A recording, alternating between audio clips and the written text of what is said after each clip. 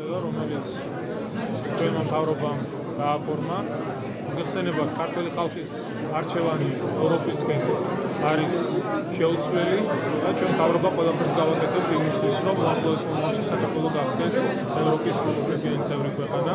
ისიც ძალიან კარგად გვესმის, რომ ამ ყველაფრისთვის მნიშვნელოვანია განხორციელდეს ქვეყანაში რეფორმები, გაზიარდეს დემოკრატიული ინსტიტუტები და ჩვენ ამ ყველაფერს მთავრობა ვიღებთ პასუხისმგებლობას უახლოეს მომავალში ნაბიჯ ყველაფერს შევასრულებთ და გავაკეთებთ.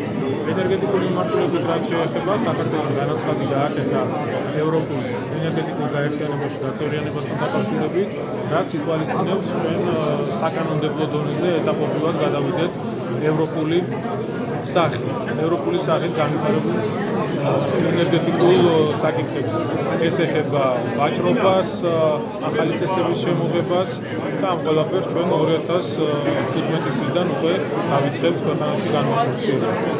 ენერგო დამოუკიდებლობას რაც შეეხება, დღეს ჩვენ და სამწუხაროდ საქართველოს 75% არის დამოუკიდებული ჩვენს მეზობელ ქვეყნებზე, ეს ძირითადად არ გახლავთ აზერბაიჯანი და რუსეთი, თუმცა აღნიშნავ, ნამდვილად გაგვაჩნია იმის შესაძლებლობა უახლოეს მომავალში საქართველო იყოს ენერგო დამოუკიდებელი. ამისთვის მნიშვნელოვანია ის რესურსები, რომელიც ქვეყანას გააჩნია, კერძოდ ჰიდრორესურსები იყოს რაციონალურად გამოყენებული ჩვენი ქვეყნის და ხალხის საკუთრებაში.